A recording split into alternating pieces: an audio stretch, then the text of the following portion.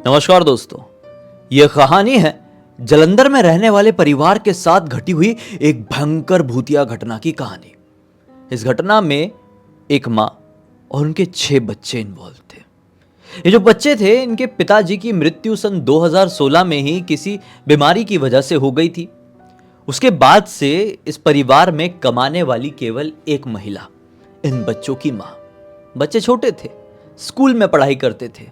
सबसे बड़ी लड़की थी सिमरन नाम की, जो कि इस कहानी का एक बहुत इंपॉर्टेंट किरदार है, इसलिए मैंने इसका नाम बता दिया। बाकी 6 के नाम ऐसे नहीं बता रहा हूं। एक और भाई जो विराट नाम, उसका याद कर लो, ठीक है। तो सिमरन और विराट मेन कैरेक्टर है इस घटना के। तो हुआ कुछ ऐसा, ये लोग इनके पिताजी की मृत्यु के बाद से, बच्चों की पिताजी की मृत्यु के बाद से अपने जिस घर में रह रहे थे, जैसे तैसे करके अपना जीवन यापन कर रहे थे। उनकी माताजी काम करती थी, थोड़ी सैलरी आ जाती थी, उससे मकान मालिक का किराया भी जाता था, घर का खाना खर्चा और बच्चों की पढ़ाई का भी सब निकलता था भाई। अब देखो, आज के टाइम में महंगाई कितनी ज़्यादा है। 2016 के टाइम में भी ऐसा कुछ बहुत ड्रास्टिक चेंज नहीं था, आज के जैसे ही लगभग थोड़ा बहुत तो था ही। तो 6 बच्चे होना काफ़ी ज़्यादा कई बार एक परिवार के लिए प्रॉब्लमेटिक सा फील दे देता है। तो कट रही थी भाई। एक दिन ऐसा आता है कि इनकी जो बच्चों की जो माता जी है, उनकी नौकरी छिन जाती है। वो किसी स्कूल में कोई जॉब करती थी, प्राइवेट स्कूल में, और किसी रीज़न से उनकी इस पोजीशन में एक बहुत बड़ी अड़चन आ गई। जिस पोजीशन में वो इस स्कूल में जॉब करती थी और उनकी नौकरी छिन गई, तो अब क्या करे भाई। अब जितनी जमा पूंजी थी उसी से सब कुछ चल रहा है, खाना पीना, मकान मालिक का किराया और बच्चों की पढ़ाई, जैसा कि मैंने स्टार्टिंग में बताया। कितने दिन तक चलेगा। जमा पूंजी की भी एक लिमिट होती है। एक टाइम ऐसा आया कि जमा पूंजी पूरी तरीके से खत्म हो गई और बच्चों की माताजी को कहीं पे नौकरी नहीं मिली। फिर क्या था भाई, मकान मालिक सर पर चढ़ गया और किराया दो, किराया दो, किराया दो करके टॉर्चर करने लगा। कुछ दिनों तक तो इन लोगों ने झेले, लेकिन फिर एक दिन जब पानी बिल्कुल नाक से ऊपर निकल गया, तो बच्चों की माँ ने मकान मालिक से थोड़ी बहस कर ली कि थोड़ा समझने की कोशिश कीजिए, हम कितने साल से आपके घर पर रह रहे हैं, इनके पिताजी की मृत्यु आपके ही घर पर हुई है, सब कुछ देख रहे हैं आप, फिर भी इतना क्यों, थोड़ी तो इंसानियत बरतिए। लेकिन मकान मालिक निकला अलग प्रवृत्ति का इंसान, बोला नहीं, मतलब नहीं, मेरा घर मुझे खाली चाहिए कल की कल में। अब चाहे रोड में सो, फुटपाथ में सो, या जैसा करना है करो, लेकिन मेरा घर खाली कर दो। क्या था फिर भाई, एक माँ अपने 6 बच्चों को लेकर उस घर से अगले दिन की सुबह सुबह निकल गई। कहाँ जाए, कैसा करे, कैसी अपनी लाइफ काटे, बड़ी मुश्किल से समझ में आ रही थी। माँ ने सोची कि अपने बच्चों को लेकर रेलवे स्टेशन में चली जाती हूँ, वही एक सबसे सेफ प्लेस सा लगता है। जालंधर कोई छोटी मोटी जगह नहीं है, एक बड़ी सिटी है। वहाँ का रेलवे स्टेशन रात बेरात, आधी रात भरा पूरा रहता है। थोड़ी सेफ्टी रहेगी, क्योंकि बच्चियाँ भी है, मेरी लड़कियाँ भी है, और सिमरन तो काफ़ी बड़ी हो चुकी है, भले स्कूल में लेकिन जवान हो रही है। तो ठीक है, एक माँ को चिंता रहती है, वो अपने बच्चों को लेकर पहुँच गई रेलवे स्टेशन में, और पूरी रात बस बैठी हुई है। बच्चे सो रहे हैं नीचे एक चादर बिछा के, और बहुत टेंशन में। इन्हें एक आदमी ने देख लिया। रात के 2-2:30 बजे के आसपास एक आदमी रेलवे स्टेशन में आता है कहीं जाने के लिए, और इन्हें देख लेता है। कहता है कि आप बड़े परेशान से लग रहे हो, जो आपकी स्थिति लग रही है, आपको देखकर ऐसा नहीं लग रहा है कि आप बहुत पहले से इस स्थिति में हो, क्या हुआ है आपको। तो बच्चों की माँ इस अनजान आदमी से सारे दुखड़े सुना देती है। कहते हैं ना कि जब इंसान किसी दुख में होता है तो उसके कंधे पे कोई हाथ रख दे तो सामने वाले को रोना आ जाता है। वैसे ही बच्चों की माँ ने उस आदमी के सामने रोते रोते सारी बातें कर दी। आदमी कहता है कि इतना परेशान मत हो, मेरे पास एक इलाज है, मुझे गलत आदमी मत समझना, मुझे कुछ नहीं चाहिए आपसे। अगर आप अपनी सेफ्टी, अपने बच्चों की सेफ्टी चाहते हो तो कब तक ऐसे रेलवे स्टेशन में बैठोगे, रोड में भटकोगे, फुटपाथ में रहोगे। अच्छे घर के लोग हो आप लोग। मेरे पहचान में एक व्यक्ति है, उसका एक घर है, एक बड़ा घर, बंगला, वो किराए पर आपको शायद मिल सकता है। शायद ऐसा हो कि मकान मालिक आपके पहले महीने का रेंट कैंसिल ही कर दे।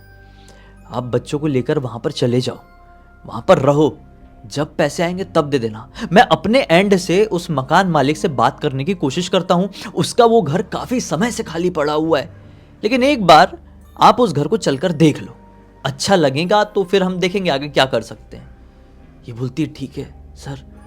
आदमी ने बोला कि मैं जा तो रहा था बाहर अमृतसर अपने किसी इंपॉर्टेंट काम से, लेकिन ह्यूमैनिटी फर्स्ट, इंसानियत पहले है मेरी नज़र में। मैं अपना काम कैंसिल करता हूँ, चलिए आप ऑटो से, बस मकान मालिक के घर आपको ले चलता हूँ। लोग ऑटो में सवार हुए, डर भी रहे, अनजान आदमी है, पता नहीं कहाँ लेकर जा रहा है, बच्चे भी है, लेकिन क्या करें, क्या कर सकते हैं। अभी कोई ऑप्शन था क्या? सेकंड नहीं था। इसलिए इस आदमी के फॉलो करते हुए, बातों को फॉलो करते हुए उस आदमी के साथ जा रहे हैं, और अंदर ही अंदर किधर किधर ले गया भैया, जलंधर खत्म होते आगे इतना दूर लेकर गया। घबराहट तो बहुत लगी हुई थी, लेकिन फाइनली एक घर के सामने ही ऑटो रिक्शा रुका, और हाँ, बड़ा घर लग रहा था, एक बड़ी कोठी, शायद एक अमीर आदमी अंदर रहता है, और बेशक इसके जलंधर में एक दो नहीं बल्कि कई घर होंगे, देख के समझ में आ रहा था। वो आदमी पहले अंदर गया, बेल बचाया, वॉचमैन आया, फिर वॉचमैन से उसने कुछ बात किया, और फिर वॉचमैन ने फ़ोन लगाया होगा मालिक को, मालिक ने बोला कि ठीक है आ जाओ, और मालिक ने डायरेक्ट अपने घर के छत में सभी को बुलाया।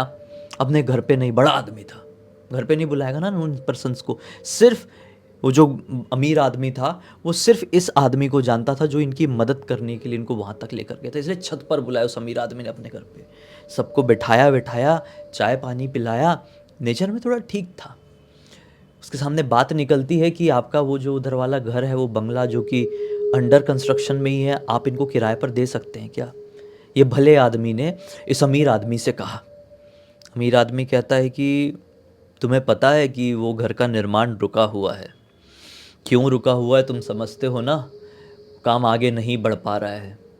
हमने फैसला कर लिए थे कि उस घर को वैसा ही छोड़ देंगे, पड़े रहने देंगे। तो फिर तुम क्यों इन गरीब लोगों को लेकर आए हो? क्यों मुसीबत इनके सर पर डालना चाहते हो? भला आदमी कहता है कि देखिए साहब, मैं मुसीबत इनके सर पर नहीं डालना चाहता हूँ, मैं चाहता हूँ बेचारे दर दर की ठोकरें खा रहे हैं, इनको थोड़ी मदद मिल जाए आपके द्वारा तो क्या बुरा हो जाएगा, मतलब। और सच बात यह है कि इनके पास पहले महीने का किराया देने के भी पैसे नहीं हैं, अगर आप थोड़ी इनकी हेल्प कर दे। अमीर आदमी बोलता है ठीक है, ऐसी बात है तो किराया विराया नहीं चाहिए, जब पैसे आएंगे तब दे देना, लेकिन मैं अपना घर देने के लिए तो तैयार हूँ। आप लोग एक बार वो घर जाकर देख लीजिए, देखने के बाद मन में तसल्ली कर लीजिए कि यहाँ पे रहना है कि नहीं रहना है। अगर फिर भी अच्छा लगे तो अपना सामान रखो और बोरिया बिस्तर बिछा के सोना शुरू करो, मुझे कोई परेशानी नहीं है, भगवान का दिया हुआ बहुत कुछ है, जाओ घर दिखा दो इनको। अमीर आदमी इस भले आदमी से कहता है कि इन लोगों को घर दिखा दो। इन लोग मतलब कौन, समझ रहे हो ना? कन्फ्यूजन तो नहीं है ना कोई? वो माँ और 6 बच्चों को घर दिखा दो, ऐसा अमीर आदमी ने उस भले आदमी को बोला। अब वो भला आदमी नमस्कार करके निकल पड़ा। अब तक सुबह हो चुकी थी, सुबह के लगभग 7 बजने वाले थे, रोशनी आ चुकी थी, डर खत्म हो गया था, और बच्चों के मन में, बच्चों की माँ की मन में एक अलग तरह का सेटिस्फेक्शन था। इन लोगों को ऐसा लग रहा था कि ये भला आदमी अमृतसर जा रहा था और भगवान जैसा हमको दिखाई दे दिया, और हमको घर ले जाने, मतलब दिखाने के लिए लेके जा रहे। कितनी बड़ी बात हो सकती है, मतलब भगवान के घर में देर है अंधेर नहीं, ये आज साबित हो गया है।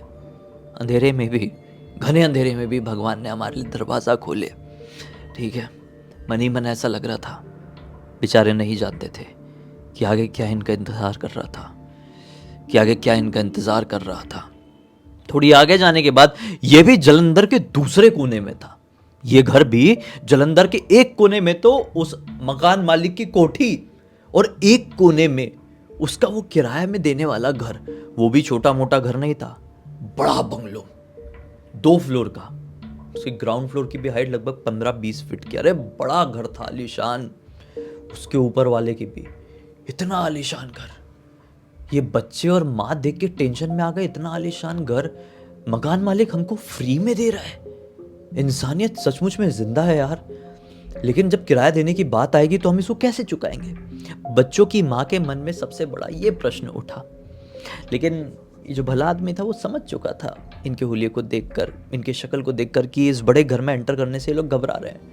भले आदमी ने फिर से इनको आश्वासन देते हुए कहा कि इस घर के मकान मालिक जिनसे आप अभी मिले वो बहुत अच्छे आदमी है, नेक दिल के आदमी है। आपसे उन्होंने प्रॉमिस कर दिए कि जब पैसे आएंगे तब दे देना, मतलब तभी देना, कोई चिंता वाली बात नहीं है, आराम से रहो। ठीक है, अब अंदर गए, देखे दाखे, सब अच्छा लगा यार, किसको बुरा लगेगा जिनके पास घर नहीं है रहने को, खाने को 2 रोटी नहीं है, उनको आप बंगला दिखा दो रहने का, भले ही थोड़ा अंडर कंस्ट्रक्शन है, घर का आधा हिस्सा, पिछले वाला आधा हिस्सा अंडर कंस्ट्रक्शन है, लेकिन वो तो महल लगेगा यार, महल लगेगा किसी को भी।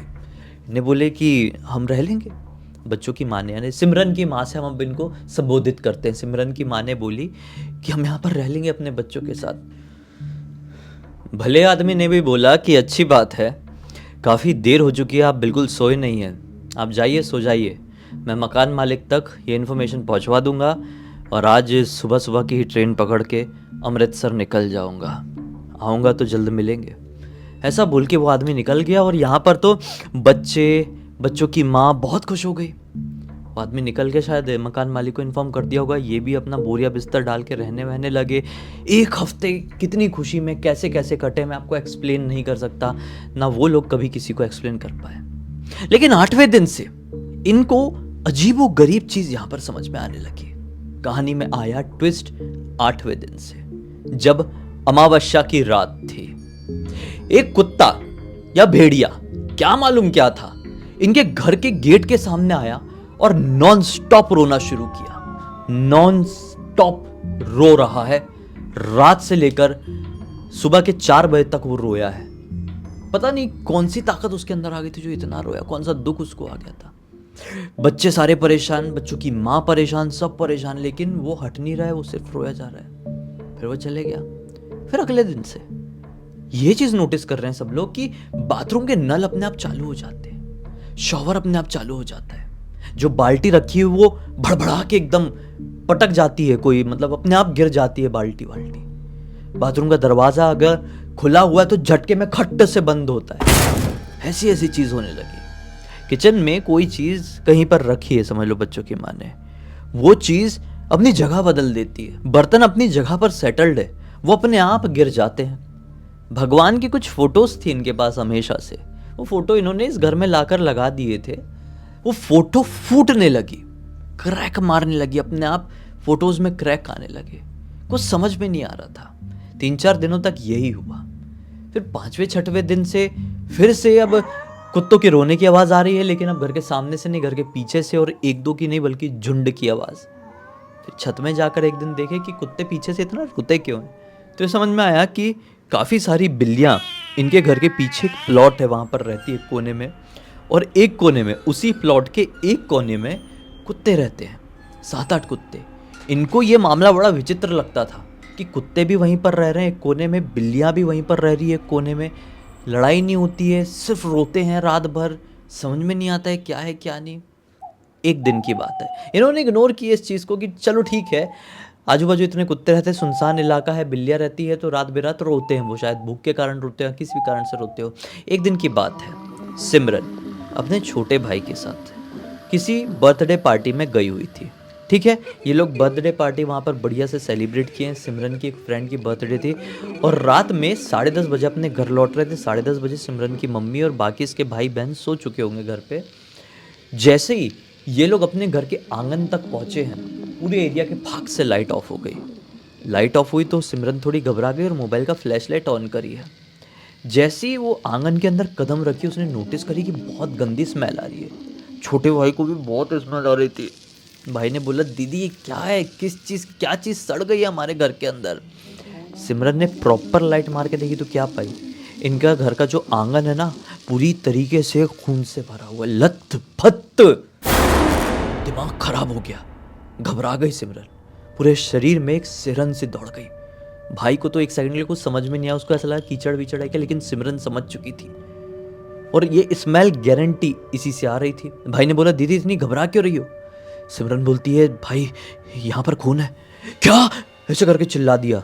हाँ, बोली चुप चुप चुप, किसी को पता नहीं चलना चाहिए, नहीं तो हंगामा हो जाएगा, अपने छोटे भाई बहन सब डर जाएंगे ना, चुप रहे, ऐसा नहीं चिल्लाते हैं, हिम्मत बना के रख, मेरे साथ अंदर चल, हाथ पकड़। ये हाथ पकड़ के अंदर जा ही रहे थे और ये भाई, इनका जो मेन घुसने का दरवाज़ा है ना, दरवाजे के जस्ट किनारे में एक बिल्ली मरी पड़ी हुई है। उसका अंदर का पूरा सामान उसके यहाँ से बाहर निकला हुआ है, उसका हेड वाला पार्ट नहीं था और पूरा यहाँ से सामान यहाँ से निकला हुआ, शिट। और ये स्मेल उसी से आ रही थी। एकदम उल्टी जैसी हुई सिमरन को, घबराहट हुई। भाई ने तो आंख बंद कर लिया था और ये लोग अंदर गए। मम्मी सो रही थी, बाकी भाई बहन सो रहे थे। ये दोनों ने एक दूसरे से प्रॉमिस किए कि किसी को डिस्टर्ब नहीं करेंगे रात में, बिना मतलब के सब डरेंगे। हमारे पापा भी नहीं है ना, हमको संभल के चलना होगा, ऐसा आपस में डिस्कस किए। सो गए, सुबह उठे, स्कूल जाने के लिए तैयार हुए। सिमरन और भाई एक साथ बाहर निकले तो सबसे पहले सिमरन और भाई ही स्कूल के लिए निकलते थे, बाकी थोड़े आराम आराम से तैयार होकर निकलते थे। तो क्लियर देखी सिमरन और उस भाई ने कि आंगन पूरा साफ है, नॉर्मल है। ऐसा लगा कि शायद मम्मी ने साफ सफाई करती होगी। हालांकि उस समय तो स्कूल चले गए, फिर लौटे और मम्मी के सामने कुछ नहीं बोले, मम्मी ने भी इनको कुछ नहीं बोली। सिमरन और भाई दोनों टेंशन में यार कि मम्मी मन में कुछ दबा के क्यों रखी हुई है, मम्मी हमको कुछ बोल क्यों नहीं रही, कुछ पूछ क्यों नहीं रही है। चलो हम डरे ना, इसलिए मम्मी हमसे छुपाने की कोशिश करी। इनफैक्ट हमने तो पिछली रात सब देख लिए हैं। फिर उसके बाद से हरकतें और भी ज़्यादा बढ़ गई। अब जो इनको सिर्फ ऐसा फील होता था कि इस चीज़ की जगह यहाँ से यहाँ हो जा रही है, अब ऐसा हो जा रहा है कि ये चीज़ समझ लो, ये खाना इसमें बना रखा हुआ है, इसमें 10 रोटी बनी हुई रखी है, ये अपनी जगह तो बदल ले रही है ये प्लेट, लेकिन ये 10 रोटी यहाँ से ख़त्म हो जा रही है। ये क्या हो रहा था? इन लोगों का दिमाग काम करना बंद कर दिया। ऐसे करते करते और 2-3 दिन बीते और इनको अब अपने घर के अंदर किसी की मौजूदगी सी फील होने लगी। घर का दरवाजा कोई खटखटाता था, दरवाजा अगर ये लोग खोल के देखे तो ऐसा लगता था एक ठंडी हवा का झोंका अंदर घुसा है। और फिर पूरी रात भर कोई घर में चल रहा है, कोई दौड़ रहा है, कोई नाच रहा है, तो कोई रो रहा है, कोई गा रहा है। अलग अलग इनको एक्सपीरियंस होता, सभी को, एक दो को नहीं, सभी को। एक दिन सिमरन ने डिसाइड करी कि मैं मम्मी को बताती हूँ कि आंगन में मुझे क्या दिखाई दिया था, शायद हमारे घर के अंदर जो कुछ भी हो रहा है उसका रिलेशन पैरानॉर्मल वर्ल्ड से हो सकता है, मैं मम्मी को बता देती हूँ। वो बताने ही वाली थी, फिक्स प्लान में था कि आज रात को खाना खाते वक्त बताऊंगी कि शाम को वो ऐसे ही अपने घर के सोची कि मैं छत में जाती हूँ ऐसे ही, हाँ ऐसे थोड़ा मूड फ्रेश करने के लिए, बहुत टेंशन है ना कुछ दिनों से। तो वो घर से निकली है छत में जाने के लिए कि फिर से उसको आंगन में एक और बिल्ली उसी स्थिति में दिखाई दी, लेकिन उसके चारों तरफ नींबू पड़े हुए थे। ये समझ गई कि कोई खतरनाक लेवल का ब्लैक मैजिक हमारे घर के ऊपर कर रहा है या हमारे ऊपर कर रहा है, मुझे जल्द से जल्द मम्मी को बताना चाहिए। लेकिन उससे पहले मैं इस चीज़ को समझूंगी, मैं इसका तोड़ निकालूंगी। कितना टेंशन दूंगी मैं अपनी मम्मी को, कितना। वो ये सोच के अब तो और जल्दी जल्दी छत में चढ़ी कि छत में चढ़ के देखती हूँ कहीं पीछे वाला जो प्लॉट है वहां पर कोई आके ये सब हरकतें तो नहीं करता है। वो छत में गई और नीचे देखने की कोशिश करी तो उसका जो शक था वो पूरी तरीके से क्लियर हो गया, सच्चाई में बदल गया। उनके घर के जस्ट पीछे एक आदमी बैठा हुआ था जो कि 4 बिल्लियां मृत पड़ी हुई है उसके सामने, उनके ऊपर ब्लैक मैजिक। सिमरन ने बहुत जोर से चिल्ला दी। वो झटके में आदमी ने उसकी तरफ देखा और लिटरली इसकी आंखों के सामने से वो गायब हुआ है। ये बेहोश हो गई। आप अपने सामने से किसी को ऐसे गायब होते हुए देखो, बेहोश हो जाओगे डर के मारे।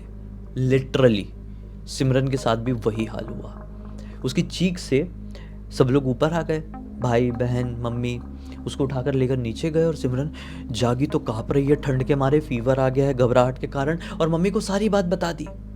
मम्मी ने बोली ये कैसे हो सकता है, आंगन में मैंने भी अभी देखी और उस दिन भी देखी थी, कुछ ठीक नहीं है। लेकिन इस दिन के बाद से, इस शाम के बाद से इनको लिटरली सभी लोगों को हमने घर पर अभी तक मौजूदगी फील हो रही थी, अब दिखाई देना कोई शुरू हो गया है।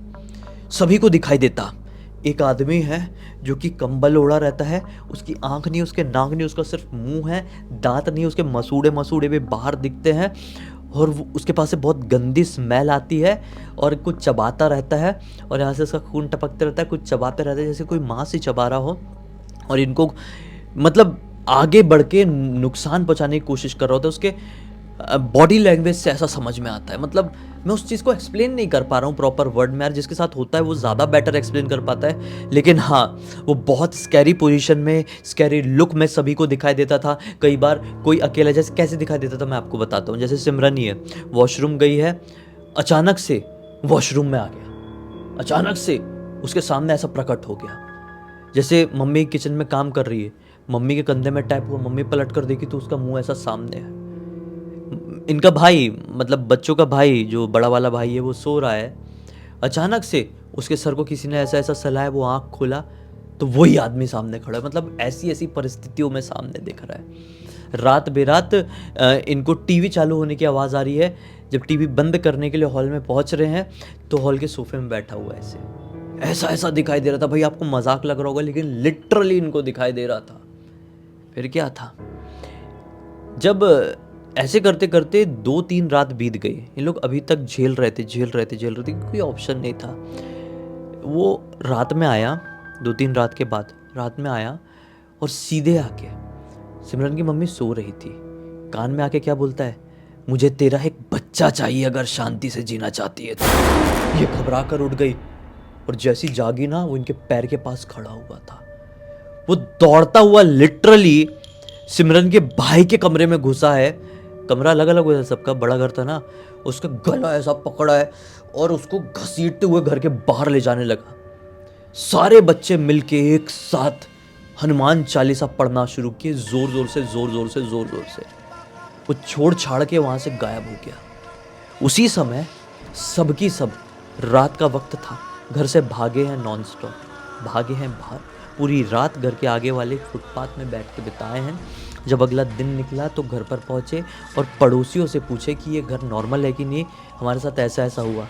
तो पड़ोसी ने बताया ये घर कहीं से भी नॉर्मल नहीं है, आप कैसे रह रहे थे अब तक, हमारी हिम्मत नहीं हुई बोलने की, लेकिन आप बताना मत घर के मकान मालिक से। जब इस घर का निर्माण शुरू हुआ था, ख़त्म होने ही वाला था, तो छत में से 4 मजदूर गिरकर ख़त्म हो गए थे। शायद झगड़ा हुआ था उनका और चारों गिरकर ख़त्म हो गए थे। उसके बाद से जो कोई भी यहाँ पर काम करने आता, उसके साथ कोई दुर्घटना हो जाती। सब लोगों ने यहाँ पर काम करने से कंप्लीटली मना कर दिए। मकान मालिक ने कुछ लोगों को किराए पर दिया इस घर को, लेकिन जो भी आता उन्हें भूत प्रेत दिखाई देते, वो छोड़ के भाग जाते हफ्ते 10 दिन में। फिर मकान मालिक ने डिसाइड कर लिया कि मैं न इसका निर्माण करवाऊंगा, ना यहाँ पर किसी को रहने दूंगा। बहुत पैसा है, एक प्रॉपर्टी बेच चली गई, किसी जन्म के मेरे पाप रहे होंगे समझ लूँगा। उसने इस घर को ऐसे छोड़ दिया था। लेकिन फिर आप लोग कैसे आ गए?